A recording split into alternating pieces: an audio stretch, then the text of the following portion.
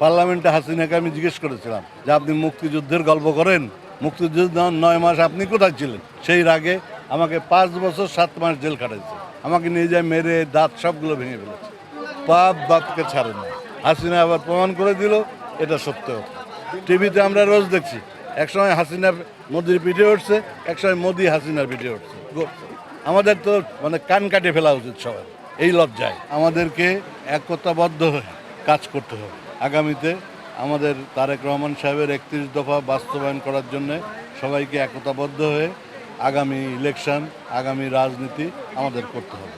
এটা আমরা করতে পারলে আল্লাহর রহমতে আমরা বিজয়ী হব ইনশাআল্লাহ। এই 17 বছরে 5 বছর 7 মাস আমি জেল খেটেছি। আমার এক পাটি দাঁত নাই, নিচের পাট পুলিশে মেরে, এখানে তো অনেক পুলিশ আছে। এই অত্যাচার আমরা সহ্য করেছি। এটা হাসিনার একটা রাগ আছে।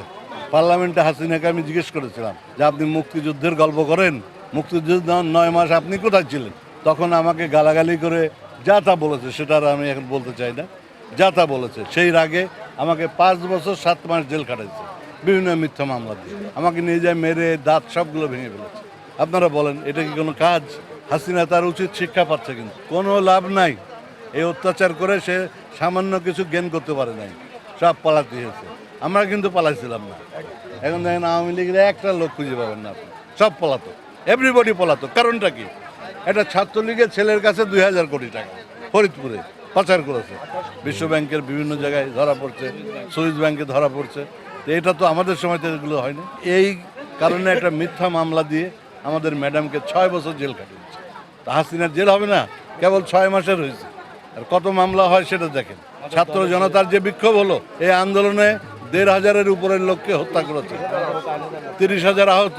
এগুলোর বিচার তো হবে। পাপ বাপকে ছাড়ে না। হাসিনা আবার প্রমাণ করে দিল এটা সত্য কথা। কালার এক্সপার্ট, জর্জ স্যাপ এবং মাইল্ড অন হ্যান্ডস টেকনোলজি সমৃদ্ধ অরিক্স ক্রিস্টাল ওয়াশ আপনার লন্ড্রি এক্সপার্ট। পাপ হাসিনাকে ছাড়ে নাই, তাহলে আর মোদির পিঠে চড়ে ঘুরতে হতো না। তো টিভিতে আমরা রোজ দেখছি, একসময় হাসিনা মোদির পিঠে উঠছে, একসময় মোদি হাসিনার পিঠে উঠছে। আমাদের তো কান কাটে ফেলা উচিত সবার এই লজ্জায়। 57 জন মিলিটারি অফিসারকে একটা মিলিটারি অফিসার তৈরি করতে কি লাগে আপনি? আমার ভাই জেনারেল আছে, আমি জানি। আমার ভাইস্তে আছে আর্মিতে, আমি জানি। সাগররণী রবীন্দ্র আজকে 200 বার মনে হয় টাইম নিল সাগররণী হত্যাকে, স্যার করতে পারে নাই আপনার আওয়ামী লীগ গভর্নমেন্ট। এখন সেটা হওয়ার পথে।